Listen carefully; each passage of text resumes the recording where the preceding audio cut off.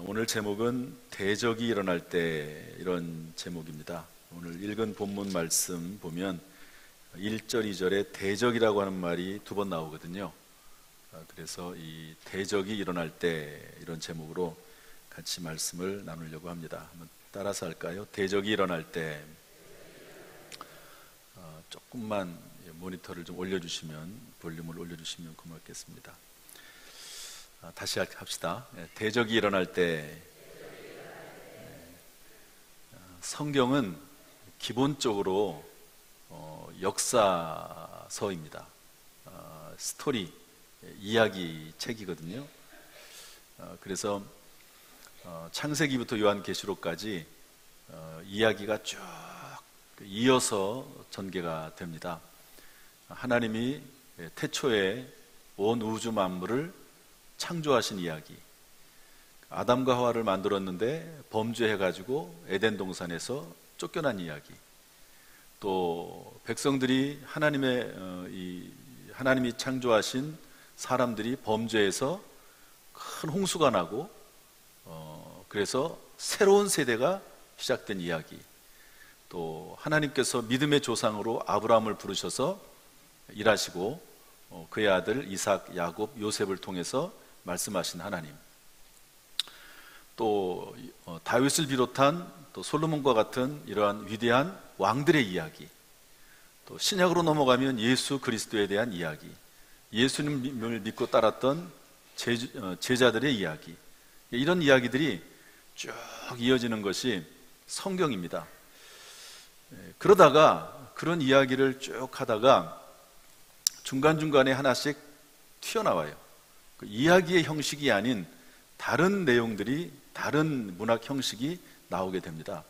모세를 통해서 하나님께서는 율법을 주셨거든요. 율법을 주셨는데 그 율법의 이야기를 그 이야기의 속에서 말하기는 너무 그 이야기가 길어요. 그리고 스토리를 중간에 끊어버립니다. 그래서 그것을 따로 뽑아가지고 쓴 책이 레위기입니다. 그래서 이제 창세기, 출애굽기, 레위기 이렇게 나오거든요. 창세기, 출애굽기까지는 재밌어요. 이야기니까. 그러다 갑자기 중간에 레위기가 나오면서 율법에 대한 법이 나와요. 법이 얼마나 딱딱합니까? 그러니까 이제 레위기 읽다가 사람들이 지루해하죠. 졸립니다. 이렇게 꾸벅꾸벅 졸다가 아유, 성경 재미없네. 그러고 이제 중단해요. 그리고 어느 날 또 갑자기 무슨 또 충격을 받아가지고 성경을 읽어야지 그래가지고 창세기를 읽습니다. 그러다가 또 레위기 만나서 또 중단했다가 또 레위기를 잘 넘어갔어요. 그러면 이제 왕들에 대한 이야기도 나오고 또 흥미진진하게 진행이 되다가 또 다른 이야기가 나옵니다. 예언서 같은 게 나와요. 예언서는 하나님의 심판에 대한 내용이거든요. 내용이 또 길어요. 이사야서는 66장으로 되어 있습니다. 그러니까 또 거기 읽다가 또 너무 지루하다, 재미없다, 맨날 똑같은 얘기, 좋은 얘기도 아니고 하나님이 이스라엘을 심판하시고 범죄한 사람들을 심판하신다는 얘기 나오니까 또 중간에 중단해서 한동안 또 안 읽다가 넘어가고 그러는데요. 성경이 쭉 이야기로 되어 있는데 중간중간에 이제 그런 이야기들을 따로 모아놓아서 시가서가 나오고 예언서가 나오고 뭐 이렇게 됩니다. 그러니까 성경을 좀 쉽게 읽으려면 스토리에 따라서 읽어나가는 것이 상당히 중요하고요. 그래서 요즘은 이 성경책이 이렇게 나온 게 아니고 이야기의 흐름이 끊어지지 않도록 성경을 이렇게 편집해서 나오는 내용도 나옵니다. 그리고 요즘 이제 우리 교회가 성경 읽어지네, 성경 일독 학교를 하는데요. 그 내용이 뭐냐면 성경을 스토리로 풀어나가는 겁니다. 쭉 이야기로. 그렇게 하다 보면 성경의 전체적인 흐름이 이해가 되는 것이죠. 자, 어쨌든 성경은 기본적으로 역사 스토리입니다. 이런 내용 중에서 다윗, 솔로몬 이런 신앙의 위대한 선배들은 위기와 환난 가운데서 하나님께 기도해서 문제가 해결되고 더 깊은 하나님을 체험하게 됩니다. 이렇게 고난 가운데서 하나님 앞에 기도하고 하나님의 응답을 받고 문제가 해결된 이런 내용들을 글로 썼습니다. 그게 뭐냐면 시편인데 그 내용은 따라서 기도문이고요. 또 이것이 나중에 곡을 붙여가지고요, 이런 시편의 내용에다가 곡을 붙여서 찬송 가사로 사용을 했습니다. 이것이 바로 시편이라고 볼 수가 있습니다. 그런데 오늘 3장 본문의 말씀은요, 다윗이 그의 아들 압살롬과 그의 일당들이 반역해서 일어날 때 그들을 피하면서 지은 시입니다. 여러분, 시편 이 3장을 보면 그런 내용은 없어요. 압살롬이라고 하는 사람 이름도 나오지 않습니다. 그런데 이제 학자들이 연구를 해보니까 이때 이 사건은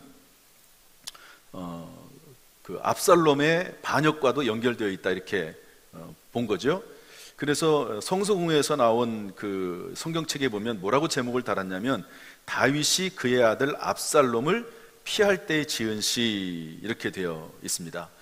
오늘 이 말씀은 시편의 전형적인 내용이 나옵니다. 시편은 전형적으로 어떻게 되어 있냐면 시험과 환난과 고난을 당합니다. 그러면 그 시험과 환난과 고난 가운데 그 고난당하는 사람들이 하나님 앞에 믿음을 표현을 합니다. 그리고 나서 하나님 앞에 기도하고, 기도해서 응답받은 내용을 이제 하나님 앞에 찬송으로 돌려드리는 그런 흐름으로 시편이 쭉 되어 있거든요. 따라서 여러분, 시편은 야, 시니까 아름다운가 보다 이렇게 바라보면 안 됩니다. 시편은요, 그 안에 엄청난 사람의 고통과 고난과 시험과 환난이 들어가 있습니다. 시편을 볼 때 어떤 사람이 시편을 보면 그 시편이 마음에 와닿느냐면요, 고난과 고통을 당하는 사람이 시편을 읽으면 그 마음에 다가옵니다. 저는 모태신앙으로 어렸을 때부터 어머니 뱃속에서부터 교회를 다녔는데요, 이 시편의 말씀이 별로 재미가 없었습니다. 그러다가 목회를 하면서 아주 어려운 일들을 만나게 되지 않습니까? 특별히 아무튼 뭐 큰 어려운 일을 당한 적이 있는데요, 그때 이 시편의 말씀이 이해가 되더라고요. 그래서 시편의 말씀은 참 우리에게 주는 교훈이 큰 그런 말씀입니다. 저 여러분에게 또 우리 모든 성도들에게 시편의 말씀이 이해가 되고 깨달아지고 위로가 되기를 주님의 이름으로 축복합니다. 이 속에 담겨있는 몇 가지 교훈을 좀 살펴보겠습니다. 먼저 1절, 2절 말씀 다 같이 읽어보겠습니다. 1절, 2절 말씀 시작. 여호와여, 나의 대적이 어찌 그리 많은지요. 일어나 나를 치는 자가 많으니이다. 많은 사람이 나를 대적하여 말하기를 그는 하나님께 구원을 받지 못한다 하나이다. 첫 번째 우리가 봐야 될 내용은요, 대적이 있다는 겁니다. 한번 따라 합시다. 대적이 있다. 오늘 1절에 보면 많은 대적과 치는 자들이 있다고 그랬거든요. 이 내용을 공동번역 성경으로 보면 대적은 괴롭히는 자입니다. 또 치는 자는 넘어뜨리려는 자들이거든요. 그러니까 우리가 사는 인생은 천국이 아니기 때문에 항상 시험과 시련과 나를 넘어뜨리려고 하는 사람들이 존재할 수 있다 하는 것을 전제로 살아야 되는 것입니다. 오늘 본문의 다윗 왕의 대적은 압살롬과 아히도벨입니다. 압살롬은 아주 잘생기고요, 키도 크고 똑똑한 그런 친구입니다. 그런데 자기 아버지를 배신해서 쿠데타를 일으켜가지고 왕위에서 쫓아내고 자기가 왕이 되려고 했던 사람이 압살롬입니다. 다윗이 나이가 드니까 후계자의 문제가 나오지 않습니까? 다윗에게는 부인들도 많고 또 자녀들도 많아요. 그러니까 그 중에 하나인 이 압살롬이 치고 나온 거예요. 반역을 일으킨 겁니다. 그런데 중요한 것은 뭐냐면 이 압살롬의 반역에 동참했던 사람이 있는데 그게 누구냐면 아히도벨이라고 하는 사람이 있습니다. 아히도벨은 제갈공명과 같은 사람입니다. 그래서 지략이 뛰어나고요, 성경에 뭐라고 되어 있냐면 이 아히도벨의 말은 하나님의 말과 같았다, 이렇게 기록이 되어 있습니다.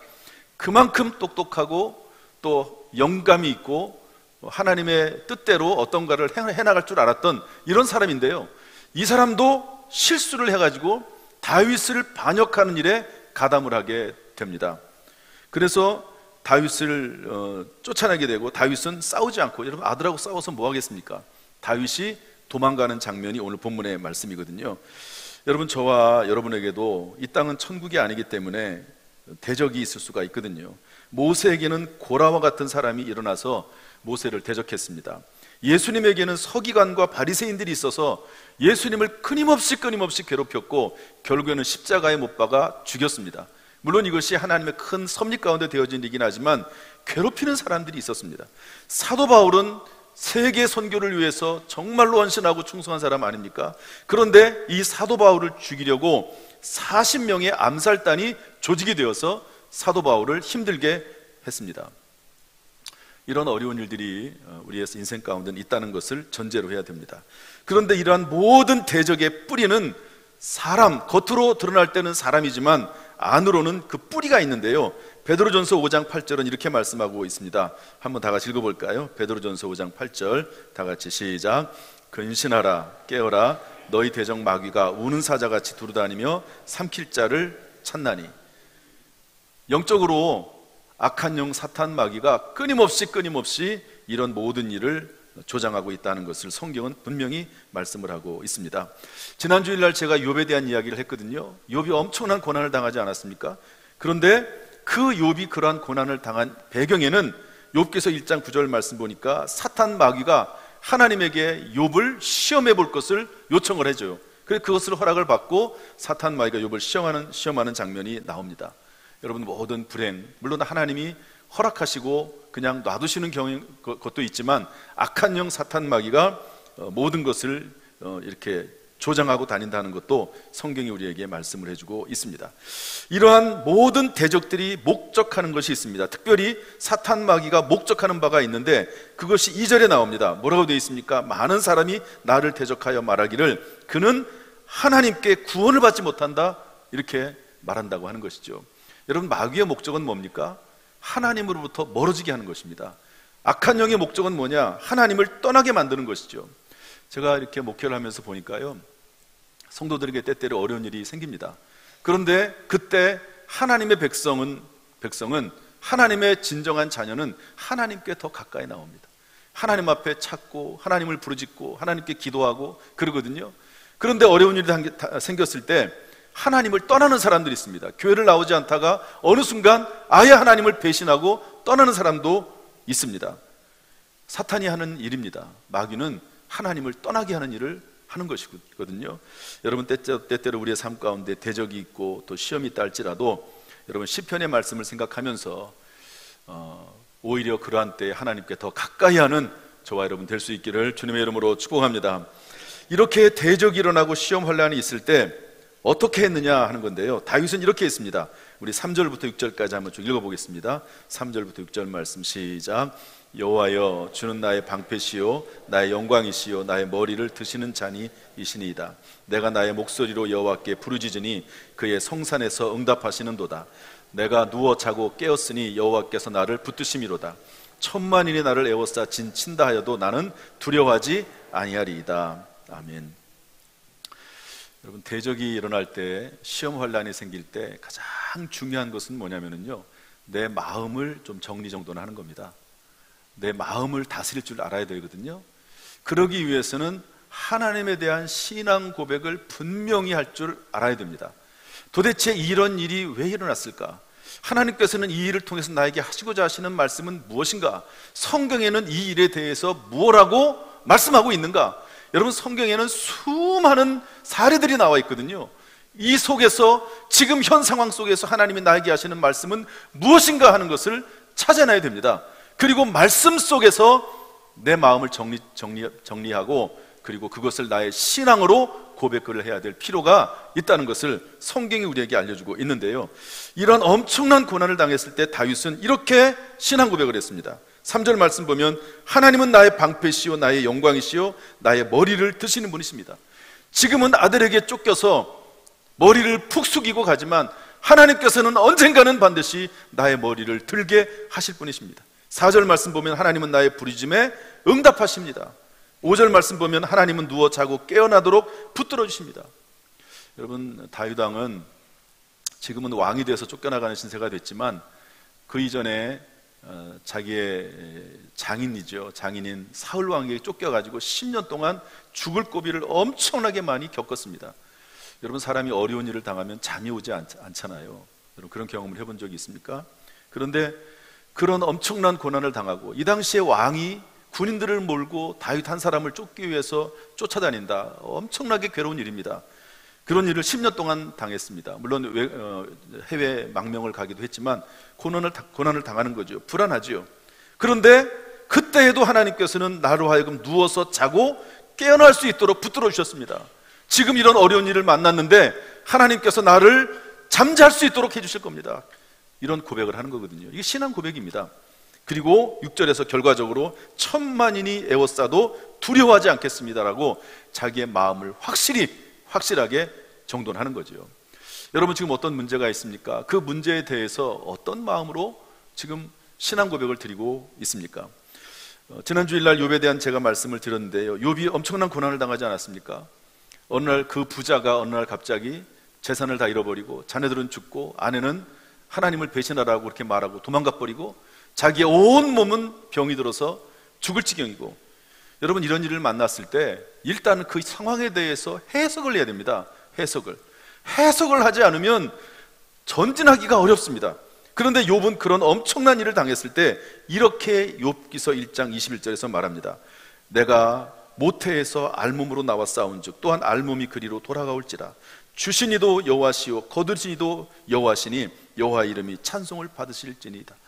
하나님, 제가 부자로 살았습니다. 그런데 지금 거지가 됐습니다. 원래 내가 태어날 때 아무것도 가진 것 없이 태어났는데 지금 이 상황은 아무것도 가진 것 없는 똑같은 상황이 됐습니다. 하나님께서 다 하시는 일입니다. 따라서 하나님이 찬송을 받으시길 원합니다라고 현재 상황을 일단 해석을 해요. 상황을. 그리고 하나님 앞에 예배드리고 그리고 입술로 범죄하지 않았다고 성경은 기록을 하고 있습니다. 여러분, 어떤 문제를 만났습니까? 그 문제에 대한 여러분의 해석은 무엇입니까? 성경은 무엇이라고 말씀하고 있습니까? 이 부분을 정립하셔야 돼요. 그래야지 그 다음 단계로 나갈 수가 있습니다. 이러한 말씀을 통해서 우리의 현 상황을 해석할 수 있는 분별력이, 지혜와 능력이 있기를 주님의 이름으로 축원합니다. 마지막 세 번째로 다윗은 이렇게 이제 비로소 하나님 앞에 기도하는데요, 우리 7절 8절 말씀 읽어보겠습니다. 다 같이 읽어보죠. 시작. 여호와여 일어나소서, 나의 하나님이여 나를 구원하소서. 주께서 나의 모든 원수의 뺨을 치시며 악인의 일을 꺾으셨나이다. 구원은 여호와께 있사오니 주의 복을 주의 백성에게 내리소서. 이제 기도하거든요. 뭐라 기도합니까? 7절에 일어나소서, 구원하소서. 8절에 복을 내리소서.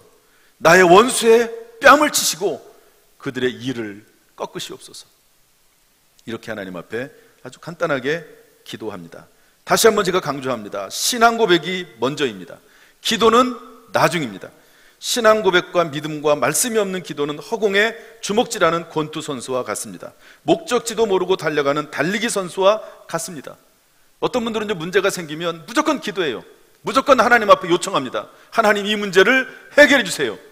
그런데 여러분, 혹시 문제가 있다면 또 그것이 나의 실수라면 실수를 발견하는 것이 돼야 되겠죠. 아니면 내가 욥처럼 잘못한 게 없음에도 불구하고 어떤 문제가 생기면 그 안에 분명히 하나님의 뜻이 있고 하나님의 목적이 있거든요. 그러면 하나님 앞에 기도하기 전에 먼저 말씀을 쭉 묵상하면서, 또는 기도하는 중에라도 하나님, 이 일이 왜 생겼습니까? 이 일을 통해서 하나님께서 나에게 하시고자 하시는 말씀이 무엇입니까? 주님의 뜻은 무엇입니까? 라고 물어봐야 됩니다. 그리고 나서 하나님 앞에 그것을 전제로 해서 하나님 앞에 기도하는 거거든요. 일단 하나님에 대한 믿음을 확인하고 하나님에 대한 신앙 고백을 정립하고 말씀을 통해서 분명히 하나님의 뜻을 분별하고 그리고 그에 따라서 기도하는 겁니다. 제가 가끔 말씀드리지만 어떤 교회 목사님은요, 문제가 생겼을 때, 큰 계획이 있을 때 하나님 앞에 금식하면서 성경을 읽습니다. 그러면서 하나님의 뜻이 무엇인지를 먼저 분별을 하는 거죠. 그리고 나서 하나님 앞에 기도를 올려 드리는 것을 알 수가 있습니다. 물론 이것이 딱 단계가 정해져 있는 것은 아니에요. 말씀을 읽으면서 기도하고 기도하면서 말씀 읽고 이렇게 되어진다고 볼 수가 있습니다. 그러므로 바라기는 어떤 문제를 만나든지 간에 하나님 앞에 신앙 고백을 분명히 하고 말씀 안에서 신앙 고백을 분명히 하고 기도할 수 있기를 주님의 이름으로 축복합니다. 기도는 아침을 여는 열쇠이며 저녁을 잠그는 자물쇠입니다. 제가 이번 주간 새벽 기도회 때 기도에 대해서 이렇게 정리를 해드렸는데요, 미국의 33대 대통령인 트루먼은 이렇게 기도의 정치가로 알려져 있습니다. 해결해야 할 국정 문제가 있을 때마다 서류 뭉치를 들고 예배당을 찾아갑니다. 참, 이런 대통령이 있는 나라는 얼마나 행복하겠습니까? 이런 대통령을 위해서 여러분 기도해 주시고, 또한 여러분 스스로가 문제가 있을 때 하나님의 전에 나가서 그 문제를 붙잡고 기도할 수 있는 사람이 되기를 주님의 이름으로 축복합니다. 미국의 16대 대통령인 아브라함 링컨은 남북전쟁의 포화 속에서도 규칙적으로 시간을 정해놓고 기도했습니다. 막사에서 기도하는데요, 사람들이 워낙 전쟁에서 막 급하고 일들이 많이 생기니까 기도하는 중에 찾아옵니다. 어느 순간부터 그 막사 바깥에다가 흰 손수건을 걸어 놓습니다. 지금은 대통령이 기도하는 시간이니까 아무리 바쁜 일이 있어도 나에게 찾아오지 말아라, 나에게 얘기하지 말아라. 그리고 하나님 앞에 먼저 기도하는 삶을 살았다고 합니다. 위대한 발명가인 에디슨은요, 나중에 이렇게 고백을 했습니다. 내가 발명에 들이는 노력만큼 기도에서 힘을 썼다고 이야기했습니다. 발명을 하다가, 연구를 하다가 안 되면 기도하고, 기도하면서 하나님 앞에 지혜를 얻어서 또 다른 방법으로 시도를 하고, 그래서 위대한 발견을 많이 했습니다. 고아의 아버지인 조지 물러는 방석에 구멍이 뚫릴 만큼 기도했다고 했습니다. 종교개혁자 마틴 루터는 바쁠수록 더 많이 기도할 수밖에 없었다고 그렇게 회고하고 있습니다. 강철왕 카네기는 매일같이 기도함으로 경제 불황 속에서도 위대한 사업가로 떠오르게 됐습니다. 그분에게 있어서 고난은 오히려 더 복의 기회가 된 것이죠. 여러분도 하나님 앞에 기도하되 찬양으로 기도의 문을 열고, 우리 찬송 듣고 지옥 떨리니, 여러분 기도가 안 되는 이유는 한 가지입니다. 찬송하지 않기 때문에 그렇습니다. 찬송할 때 기도의 문이 열리는 것이죠. 여러분 찬송이 우리 가운데 늘 넘치기를 주님의 이름으로 축복합니다. 그리고 말씀을 붙잡고 기도해야 됩니다. 찬양으로 기도의 문을 열고 말씀을 붙잡고 기도하는데, 여러분 반드시 1년에 1독을 할 마음을 가지고 사시기를 바라요. 어제 어떤 분이 큰 차를 샀습니다. 25톤 차 운전하시는 분인데요, 예배 좀 들어달라고 그래서, 차가 워낙 크고 높아요. 안에 뭐 많이 들어갈 수 있습니다. 거기서 예배를 드리면서 이제 또 이런저런 얘기를 많이 나누게 됐는데요, 이분이 새벽 5시 정도면 나가더라고요. 그러면서 우리 아침에 새벽에 그 5시 반에 예배에 있는데요, 그 실시간으로 하는 그 영상 예배를 듣더라고요. 그리고 이제 차를 이렇게 배달을 해주고 또 이제 잠시 이제 대기하는 시간이 있으면은요, 그 시간에 성경을 하루에 3장씩 읽어가지고 지금까지 성경을 7번 읽었다고 그렇게 얘기하는 것을 들었습니다. 여러분은 성경을 몇 번 읽었습니까? 여러분 성경을 알아야지 하나님의 뜻을 분별할 것 아닙니까? 성경을 알아야지 순간순간마다 하나님께서 나에게 하시는 음성을 들을 수 있지 않겠습니까? 그리고 나서 주기도문, 이것도 저것도 힘들면 주기도문으로 기도하는 거예요. 여러분 주기도문은 성경 말씀 그대로입니다. 주님이 알려주신 기도거든요. 어젯밤에 제가 이제 4층에 올라가 식당에서, 요즘은 제가 본당에서 기도하기보다는 4층에 올라갈 때가 종종 있어요. 왜냐하면 사람들이 왔다 갔다 좀 이런 시간에 좀 왔다 갔다 하거든요. 그러면 그분이 기도할 수도 있고, 또 제가 괜히 신경을 쓰여서 일부러 4층에 올라갑니다. 식당에 올라가서 이제 쭉 돌면서 기도를 하는데, 어제는 주기도문으로 기도를 많이 했어요. 주기도문 찬송을 하게 되는데, 여러분 주기도문을 하다 보면 참 거기에 엄청난 내용들이 많이 나옵니다. 일용할 양식을 주옵시고, 하나님 일용할 양식, 먹을 양식이죠 당연히. 그런데 하나님 영의 양식을 주세요. 내 마음의 양식을 주세요. 하나님 우리 가족에게 양식을 주세요. 성도들에게 먹을 수 있는 말씀의 양식을 주세요. 우리 성도들이 이 나라 민족 가운데 선교할 수 있는 양식을 주세요. 그 하나만 가지고도 기도할 내용이 얼마나 많은지 모릅니다. 여러분 혹시 기도 제목이 없습니까? 기도할 내용이 없습니까? 그러면 주기도문으로 기도하세요. 그것만 가지고도 얼마나 많은 기도의 제목이 나오는지 모릅니다. 이렇게 하나님 앞에 말씀 붙잡고 기도하는 저와 여러분 되기를 주님의 이름으로 축원합니다. 말씀 이야기 하나 하고 마치겠습니다. 제가 오래전에 했던 말씀인데요, 저희 장인어른 장모님 이야기입니다. 저기 장인 장모님은 지금도 새벽기도 하시고 85세가 넘으셨는데, 지금도 9시마다 밤마다 두 분이서 저녁기도 하십니다. 평생을 그렇게 하셨어요. 그런데 오래전 얘기인데요, 저희 장인께서 취직이 안 돼가지고 기도원에 가셨습니다. 직장을 나갈 일이 없으니까, 직장이 없어서, 그래가지고 기도원에 가서 기도하시는데요, 기도 중에 천사가 성도들에게 무언가 이렇게 나누어 주더랍니다. 눈을 떠도 보이고 눈을 감아도 보이고. 그런데 그 천사가 사람마다 크기와 모양이 다른 무언가를 나눠주더래요. 근데 사람들이 많이 모여 있는데 어떤 사람은 이걸 나눠주고 어떤 사람은 저걸 나눠주고 전부 다르게 나눠주더랍니다. 그러면서 천사가 하는 말이 뭐냐면 너의 아내를 미워하지 말아라. 저희 장모님은 그 교회 봉사를 많이 하시는 분이거든요. 교회만 좋아하는 너의 아내를 미워하지 말아라.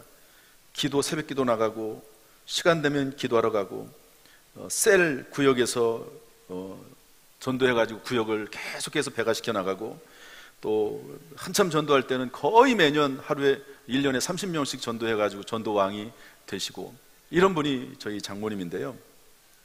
그 아내를 미워하지 말아라. 그렇게 하나님께서 음성을 들려주셨습니다.